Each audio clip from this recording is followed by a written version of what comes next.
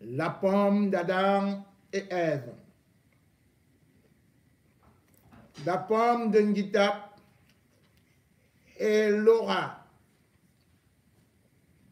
Il était une fois un couple d'avares qui escroqua un puissant milliardaire, le père Victor Fosso. Et comme ce qu'on nous avait appris à l'école, les trois voleurs et l'âne, lorsque le partage vint, ce furent des coups de poing.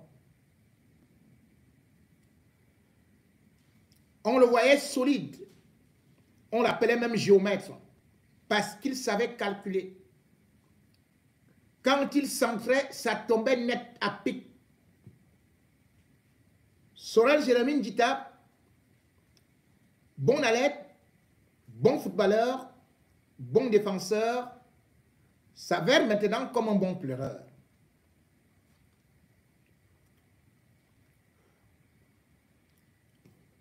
Le mariage, c'est pour le meilleur et le pire. Aucun homme, comme moi, ne peut se réjouir des malheurs d'un couple. Parce que je suis en couple. Parce que je suis marié. Parce que j'ai des enfants.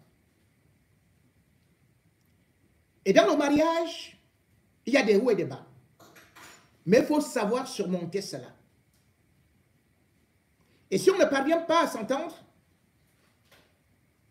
on se sépare sans faire beaucoup de bruit. Surtout quand on est un homme public. Parce que ce sont des choses qui se passent à huis clos. Dans les quatre murs. On doit s'assumer. On doit savoir digérer. On ne doit pas tout venir exposer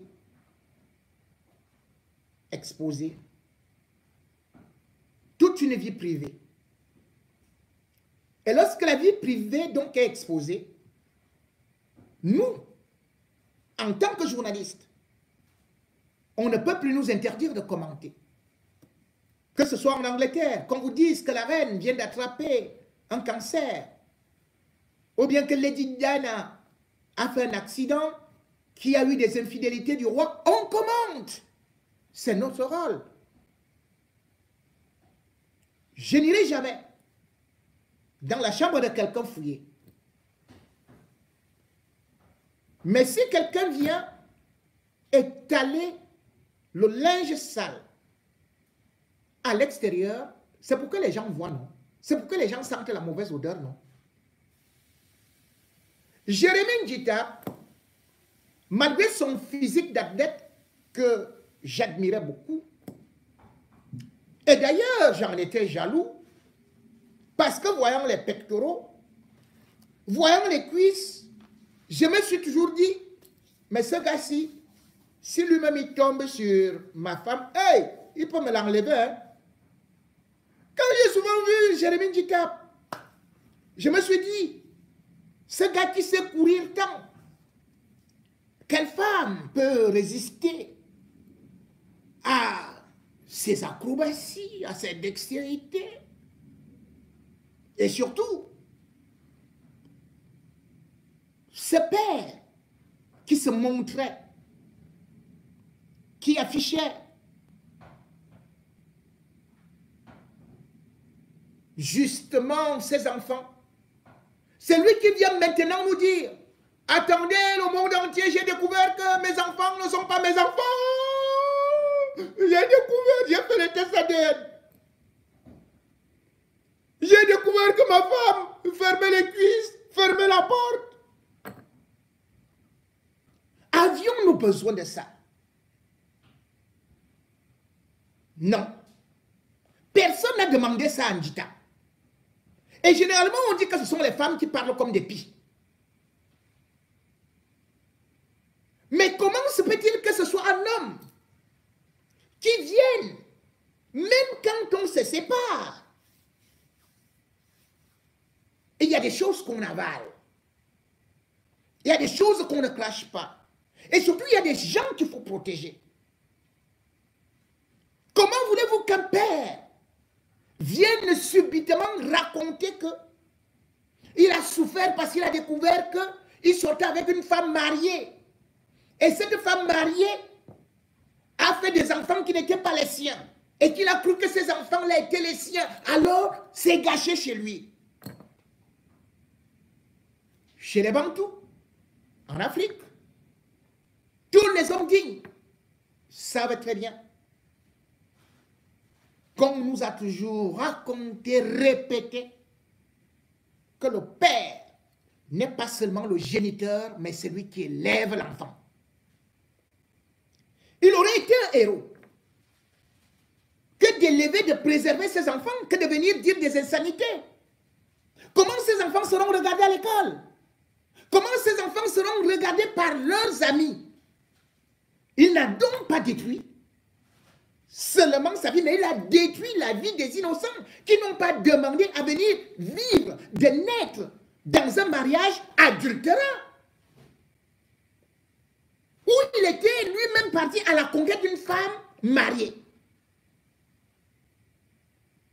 Nulle part, il a dit que ces enfants qu'il a élevés l'ont tabassé.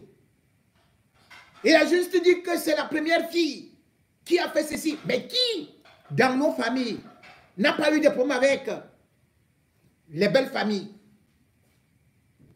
Ou bien les premières filles, ou bien les premiers garçons. Mais est-ce pour cela qu'il faut se dire que on vient donc sur Facebook détruire tous les autres petits-enfants auxquels on s'est présenté comme un papa? C'est donc Sandjita, un homme égoïste. Tout pour lui, rien pour les autres. Il voit pour les autres, il vole. Et quand on tente de voler un peu sa part, Ndjita se lève, il pleure jusqu'à casser les maisons, les toits, tout, il détruit tout. Ndjita, c'est l'homme qui fait le tapé d'eau. Tape, tape, tape, tape, tape, tape. Mais Ndjita oublie une chose. Et peut-être qu'il faudrait l'aider. Parce que il n'a peut-être pas dansé dans sa verte jeunesse, nous qui allions dans les balles. Mon père m'avait appris que la femme est un épi de maïs que toute bouche peut croquer à condition qu'elle ne soit pas édentée. Ou alors que la femme est une piste qu'il ne faut pas regarder, c'est lui qui vous a précédé ou c'est lui qui va vous succéder. C'est vrai que nous n'avons pas besoin qu'on nous enlève nos femmes. Mais tout au moins, même quand cela arrive, il faut être capable de supporter.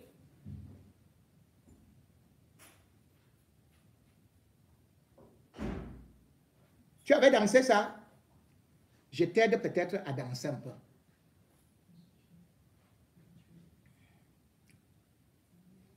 Parce que salut les mariés. Aujourd'hui la mairie, demain le tribunal. Salut les mariés. Aujourd'hui la mairie, demain le parquet. Salut les mariés, salut les mariés, salut les mariés, salut les mariés, salut les mariés, salut les mariés, salut les mariés, c'est bon, c'est bon, c'est bon, c'est bon. Guitap, c'est bon. Tu as écouté ça? Salut les mariés, ça c'est Dédié Yango. Oui, aujourd'hui la mairie, demain le tribunal. Salut les mariés, oui, aujourd'hui la mairie, demain le parquet. Hey, yeah. Le morceau a été quand même bien. Salut les mariés. Le morceau si.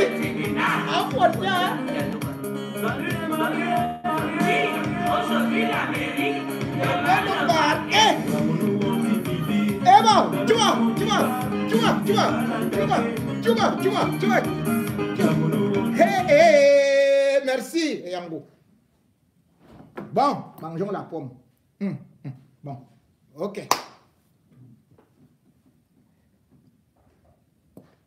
Quand Jérémie Djitap est parti se marier, il sortait d'où?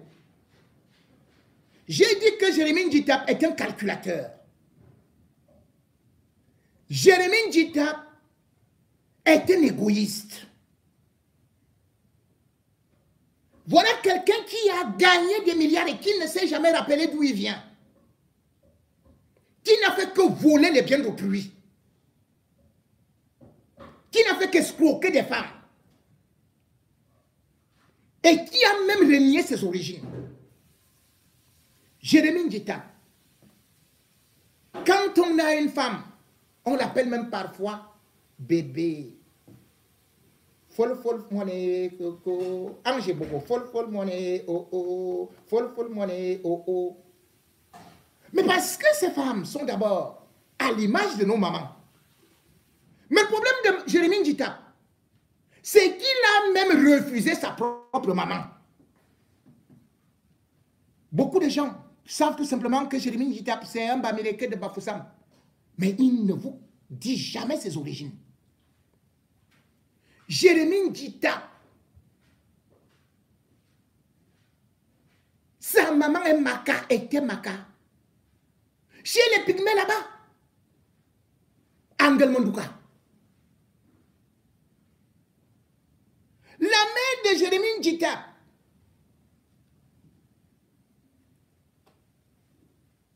est partie accoucher à Yoko. Là, il n'y a presque rien. Et elle a été abandonnée par le père de l'enfant. Elle l'a élevé seule. Elle a élevé Jérémie Djitap seule. Il avait une culotte rouge là, qu'il attachait souvent avec une grosse corde. Il lui a acheté, la mère là lui a acheté les chaussures que Amourbeling est parti au voler au village là. Après, il a commencé à jouer au football avec les bateaux là. C'est à l'âge de 12 ans que Jérémie Djitap, qui aimait trop lécher la marmite, là, il lèche la marmite, il lèche la marmite. C'est-à-dire que le gars, même quand il entend qu'il veut manger, Jérémie Djitap va, il ferme la porte. Il met les chaises pour manger seul. Alors qu'il avait ses petits amis. Hein. Les petits amis d'Engel Mondouka invitaient Jérémie Djitap manger. Mais quand lui il mangeait, il fermait la porte. C'est là où il était fort. Un gars de 9 ans, de 10 ans, 11 ans. Il portait la pierre pour aller bloquer la maison. La porte. Pour que personne n'entre. J'avais un oncle comme ça. On l'appelait Kabitoun. Il est même mort à cause de la nourriture. Le gars, il mangeait seul jusqu'à ce qu'il ne voulait pas voir sa femme. Un beau jour, il avait fermé. Allez, la porte de la cuisine après avoir préparé 6 kilos de poisson avec le bâton Mintumba. Kabitounou, allez hop, l'estomac est explosé. C'est comme ça que mon oncle Kabitoun est mort. Djitap, c'est mon oncle Kabitoun. D'ailleurs, il se ressemble. La tête là. Et mon oncle Kabitoun là est passé par l'Est. Donc je soupçonne même que toi, Djitap là, tu peux être le fils de mon oncle Kabitoun, qui est mort à cause de Mintumba et 6 kilos de poisson. Parce que même la nourriture, c'est comme ça que toi aussi tu aimes. Le père de Jérémie Djitap est venu le récupérer. À quel âge? À 12 ans. Il est parti. Dès qu'il est parti, il a tourné le dos. Puisqu'il a réussi un peu la vie là-bas, péta.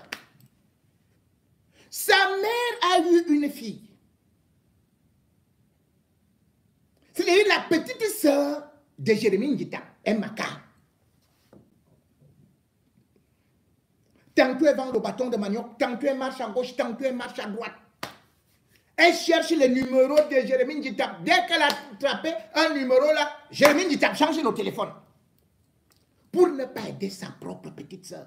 Un joueur qui a remporté des Ligues des Champions avec le Real Madrid, qui a joué avec Chelsea, qui a joué avec Newcastle, qui d'ailleurs il a arrêté la dernière fois là, je crois qu'il était le dernier contrat, c'était en Grèce. Il avait donc de l'argent. Il n'a pas pu. Comme je vous ai dit, avec la fille de Konagouet, il a abandonné. Nditap est donc quelqu'un de foncièrement égoïste. C'est quelqu'un qui n'aime pas la famille. C'est quelqu'un qui n'aime pas aider. Demandez-lui là où est sa petite soeur. J'ai publié avant le direct l'extrait de son interview où il disait que même le boy ou ceci, personne n'a accès chez lui. Même la cuillère. Il te donne juste le salaire. Point final. Est-ce que vous avez déjà vu Jérémie Nditap réaliser une œuvre sociale? Vous avez vu Jérémie Nditap aller quelque part à l'ouest avec 3 ballons, soit disant qu'il fait la promotion, il fait déjà la campagne pour l'élection à la FECAFO. Il arrive avec 3 ballons sous un manguier. 3 ballons. Alors que le gars a l'argent du Sinafoc. Sinafoc. En réalité, Jérémie Nditap n'a pas aimé l'or. C'est vrai que ma petite sœur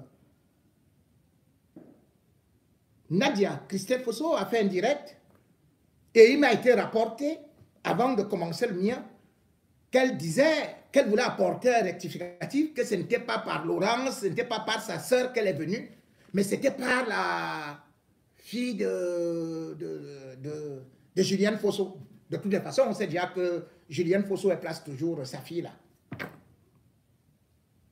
La fille de Julienne Fosso, elle avait même placé aussi chez toi. Hein. Donc, vous voyez, donc, si Jérémie Nditap se bat même avec Eto là, c'est que ils ont aussi passé là où d'abord Eto est passé. Hein?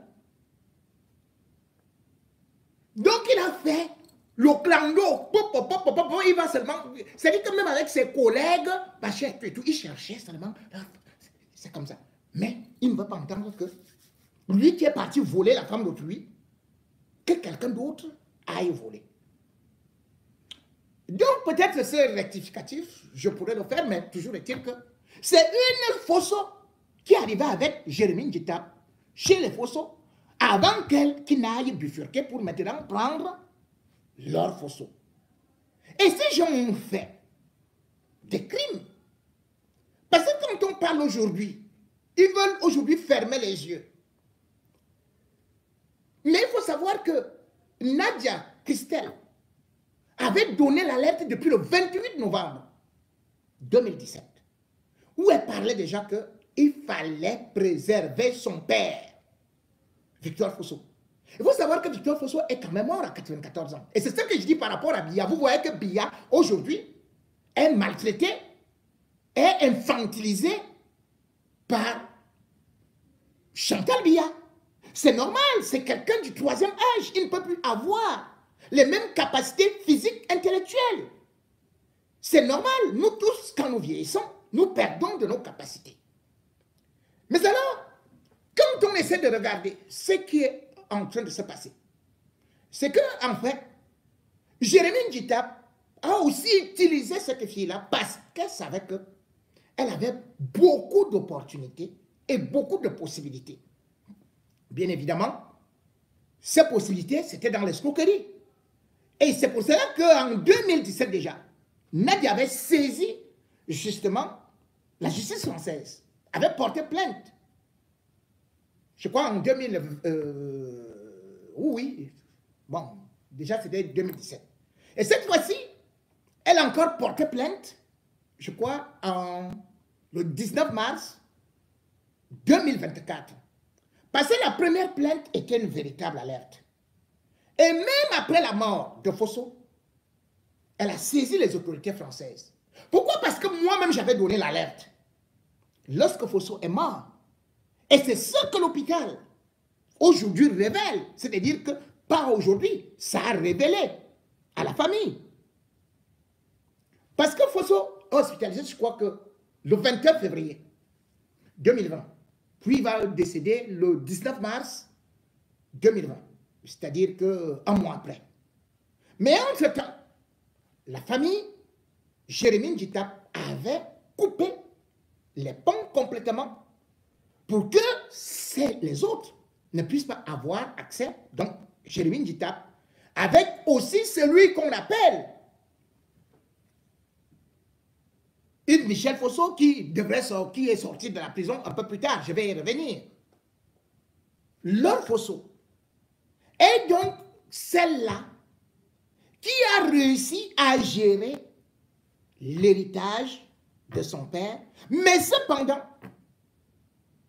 Victor Fosso souhaitait, parce que quand on est déjà à un certain âge, on connaît comment les ancêtres vous appellent. Il savait qui veut, qui doit mourir. Il a supplié l'or. Et Jérémie Ndjita, que ramenez-moi au Cameroun. Je m'en vais mourir là-bas. Ramenez-moi. Ils ont refusé. Et quand il meurt, selon le rapport de l'hôpital, il a fallu attendre. Ils ont pendant 10 heures de temps tenté de joindre l'or. Elle n'était pas joignable. Vous avez votre père qui est en phase terminale et nous sommes en pleine période de Covid. Ce qui veut dire que l'hôpital américain avait décidé d'envoyer directement le corps au funérarium. Donc, on devait d'ailleurs juste... on ne devait même pas voir le corps de Fosso. Et je vous ai dit que c'est par hasard que c'est tombé que lorsqu'ils ont découvert que c'est quand même un Camerounais, ils ont appelé l'ambassade. C'est là l'ambassade dit, ah mais non, c'est une personnalité. Il ne faut pas l'amener là-bas, il ne faut pas l'incinérer. Nous, on va s'occuper de ceci et cela et tout ça. Vous vous rendez compte qu'une fille qui a passé son temps à diviser son père, à l'éloigner, pour voler, pour piller,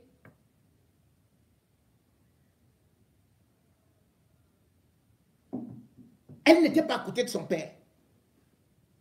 Elle voulait voir mourir son père. Jérémie Ndjita voulait voir mourir le beau-père. La preuve, c'est que ces accusations qu'ils ont eu à faire. Et aujourd'hui, ils veulent embrouiller les gens. Moi, je dis tout simplement, quand vous voyez les enfants Fosso, mais attendez, ces mamans-là et ces enfants-là, ils avaient quand même mensuellement quelque chose. Un père a désigné un homme, que tu es mon successeur. Mais quand le gars-là est même rentré le successeur, oh là là là là là, c'était en décembre 2020. Mais c'était la guerre. Parce que chez eux, il faut tout avoir. Parce que Jérémie Ndjita est venu épouser une femme égoïste, comme lui, méchante comme lui. Ils se sont donc mis à écraser les autres. Et c'est lui qui est le premier à venir pleurer. Il n'y a personne à pleurer là-dessus. C'est seulement les enfants, parce qu'eux, ils sont des innocents. Ils n'avaient rien à voir dans leur calcul démoniaque où chacun dormait en guettant l'autre que je vais te poignarder par derrière. Mais le problème, c'est que derrière Jérémie Ndjita, il y a aussi des personnalités qui font de telle sorte que l'héritage de Fosso soit aujourd'hui confisqué par un groupuscule de gens dangereux qui peuvent même mettre la vie de l'autre en danger. Parce qu'aujourd'hui, quand Nadia, Christelle Fosso, fait le direct, quand elle intervient, quand elle porte plainte, c'est parce que sa propre vie est en danger. Parce qu'il y a beaucoup d'intérêts qui sont là-bas. Il faut savoir que derrière Fosso, c'est aussi Biya, c'est les Ngongo. D'ailleurs, je vais vous lire la lettre qu'elle avait eu à écrire à Ngongo le 1er mars 2024. Parce que Ngongo soutient justement ce Jérémie Ndjita. Il soutient cette loi. Parce que Paul Biya a utilisé Fosso comme on utilise les hommes d'affaires américains. Vous vous rappelez que quand Paul Biya est au pouvoir et qu'il a des difficultés à pouvoir convaincre véritablement à l'ouest, d'autant plus qu'il avait même été battu à plate couture là-bas et aussi au nord-ouest, au sud-ouest. C'est Fosso qui est le premier à réunir les hommes d'affaires américains pour qu'ils supportent le RDPC. C'est Victor Fosso qui a financé le RDPC. Alors que le RDPC, tout ce monde qui vole là, ne mettait pas de l'argent là-bas. Et c'est d'ailleurs ça que l'autre, Laure, a voulu faire. À une certaine période là, elle a pris, boum, 50 millions. Pour dire que, ou 50 millions ou quoi là, pour qu'elle est devenue aussi large, qu'elle est devenue ceci et cela, alors qu'elle avait refusé. Lorsque Fosso, voyant ces derniers jours s'approcher, il avait dit, j'offre 1 milliard pour la construction de, je crois que c'était une église et tout et tout. Et les Jérémie Ndjita ont tout fait pour bloquer ça. Parce qu'ils savaient que c'est leur argent. Ils doivent bouffer ça seuls. Ils doivent manger. Donc, ils ont dit à leur père non. Ils ont même voulu croire à leur père que Dieu n'existe même pas. Et que l'argent que tu es en train de donner là, ils vont détourner ça. Non, laisse l'argent là. Parce que ça devait tout simplement être pour eux. Le régime Biya a joué un mauvais rôle dans cette histoire-là. En protégeant Laure Ndjita. Et aussi, enfin, Laure Fosso et Ndjita. Je découvre même que... Regardez, vraiment... Lui-même, il s'appelle Ndjita Fosso, hein, Sorel. Sorel, je ne sais pas si c'est Sauterelle ou quoi là, je ne sais pas. Ndjita, Sorel, Jérémie, quoi là. Bon. Quand on voit la plainte de Nadia, elle parle de 4 personnes. Sur ces 4 personnes, elle cite Yves-Michel Fosso. Yves-Michel Fosso, posez-vous la question, il est où? Il est où? Voilà quelqu'un qu'on nous a dit qu'il avait une double condamnation à vie. Double condamnation à vie. Pour des détournements. Non seulement dans la société de son père, mais surtout dans la Camère. Voilà quelqu'un qu'on nous a présenté comme un grand bandit. Et subitement, je crois que le 19 août 2019, juste avant que Victor Fosso tombe malade, on apprend qu'il a demandé à Paul Biya d'évacuer Yves Michel, qui devrait être atteint d'un cancer et qui devrait être au Maroc. Dites-moi, le cancer là, il soit ça dans quel hôpital au Maroc? Qui paye? La prison c'est fini? Ou bien c'est comme ça qu'on appelle remise de peine, ou bien on appelle... Depuis 2019, nous sommes en 2024, quelqu'un qui est supposé être prisonnier. Mais tout le temps, on l'entend dans les affaires de l'héritage. Oh, il faut disputer ceci. Un mort dispute l'héritage. Un malade écrit autant de lettres qu'on voit Yves-Michel Fosso écrire, parcourir le monde entier, venir à Paris, aller aux États-Unis, alors qu'il est supposé être à l'hôpital au Maroc. Mais bon, aujourd'hui, ils peuvent d'ailleurs s'unir. Mais qui a d'ailleurs fait que Yves-Michel Fosso soit en prison? Qui a fait que Fosso lâche Yves-Michel? C'est Laure Ndjita. Parce qu'elle savait que Yves-Michel était celui qui devrait être à sa place.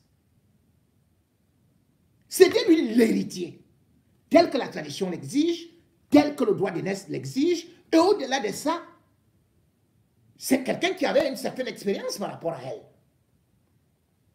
Mais elle a tout fait pour détruire cet homme. Et avec les Chantal Biya et consorts et tout ça, Eh bien, on a actionné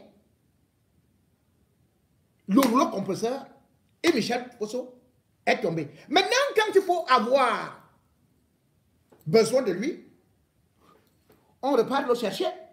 On dit maintenant, tu te mets contre les autres enfants. Le Nadia aujourd'hui, Christelle, devrait être protégé. Et l'État devrait éviter de continuer à se mêler des problèmes d'héritage du Cameroun. Ce n'est pas parce que Paul Biya est parti manger dans la maison de Fosso en 1999 qu'on va dire que, oh, après, qu'il est devenu le chef de famille. Paul Biya n'est pas le chef de famille des Fosso. Ngongo n'est pas le chef de famille des Fosso. Qu'est-ce que vous êtes en train de faire là-bas? Qu'est-ce qu'il y a que Jérémie Nditab ne parle que de la présidence? Oh yo, j'avais appelé la présidence. Oh yo, faire ceci et cela. Voilà alors. Que la présidence ouvre donc la porte, non. Pour que la femme ouvre les jambes encore. Voilà même que la présidence elle-même ne parvient plus à t'ouvrir les portes et tout et tout et tout. Tu vas donc faire comment? Et quoi d'ailleurs que... Ah, je vais chercher la lettre. Je crois que j'ai quand même une lettre qu'il faut quand même que je lise en Ngongo. Cette lettre, je crois qu'elle avait été écrite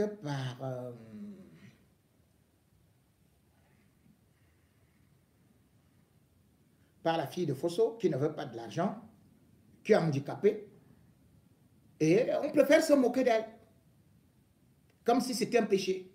Elle est intelligente, elle est avocate, elle n'a jamais été dans la mendicité, elle n'a jamais voulu jouer le rôle de fille à papa. C'est une fille qui est digne, qui a su surmonter son handicap et qui a défendu son père jusqu'au bout. On voit aujourd'hui que tout ce qu'elle avait prédit, c'est la vérité. Elle avait dit que son père était en danger. On n'a pas cru. Mais on a vu comment son père est mort. Seul un homme qui a eu 25 femmes ou 121 enfants, c'est quand même terrible. Tu meurs seul. Tu meurs seul. Et on récupère vite ton téléphone. On récupère les contacts. Elle dit qu'elle garde le carnet. Elle dit qu'elle a le carnet des contacts de son père. Celle qu'on appelle Laure Fosso. Lettre publique au secrétaire général de la présidence du Cameroun, Ferdinand Ngongo, pour le mettre en cause dans les affaires Victor Fosso, suite à une plainte en France pour captation, spoliation d'héritage et discrimination et des demandes de mesures de protection. Cher Ferdinand Ngongo, Monsieur le ministre, j'ai trop de respect pour vos réseaux, pour vous compter des carabistouilles. Une longue lettre serait inutile, tant vos actions sont barbares et sans aucun affect. Dans votre monde, seul compte le rapport de force. Pensez vous influencer avec des mots seraient naïfs et imbéciles. Je vous écris non pas pour vous invectiver ou vous défier publiquement, mais seulement en fait de dire ce que trop savent mes thèses. Vous êtes l'architecte de la prédation particulièrement abjecte du patrimoine Fosso. Un de ceux derrière ce brutal travail de sabotage pour empêcher la manifestation de la vérité et la justice. Ce n'est pas Ferdinand Ngongo que je combats personnellement, mais la contrefaçon de l'histoire du dernier Bamileke et le lien qu'il avait avec sa fille handicapée qu'il a essayé de protéger jusqu'à son dernier souffle. Pour parler camerouniaisement, je ne réclame pas ma part, mais défends la mémoire de mon père et mes droits pour restaurer l'honneur de Victor Fosso.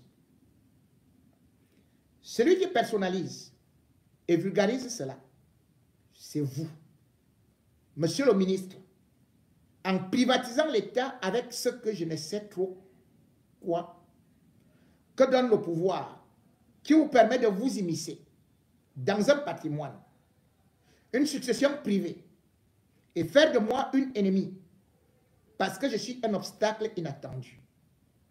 Je ne résiste pas à votre sauvagerie pour me mesurer à vous, mais parce que je suis la mère et la fille de Victor Fosso.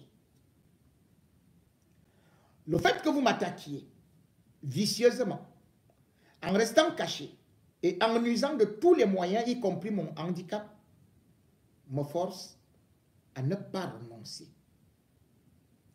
Il y a des interdits, même avec les femmes de couleur en situation de handicap. Tout l'argent et tout le pouvoir du monde, ou juste du Cameroun. En portant plainte contre Yves-Michel Fosso, Lucie Fosso, Laure et Jérémie Ndjita et X, j'ai demandé des mesures de protection, comme je l'avais déjà fait au préfet de police, Laurent Nunez. Vous écrire publiquement permet d'affirmer clairement que vous, Ferdinand Ngongo, faites partie de cette bande parfois très organisée qui casse la succession Fosso-Victor en me combattant par des méthodes de barbouze.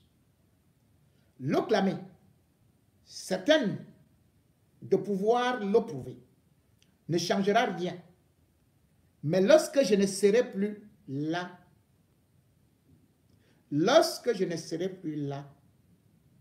que vous ne pourrez plus faire de moi le sujet, vous aurez enfin à expliquer ce que vous faites dans les affaires Fosso et de quel droit vous estimez pouvoir décider en piétinant les dernières volontés de mon père.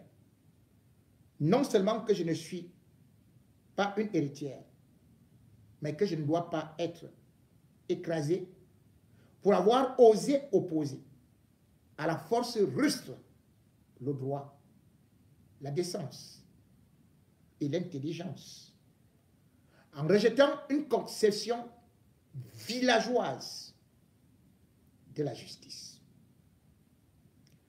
Monsieur le ministre, je n'ai pas à aller plus loin, parler de Suisse et de Catherine Crochet.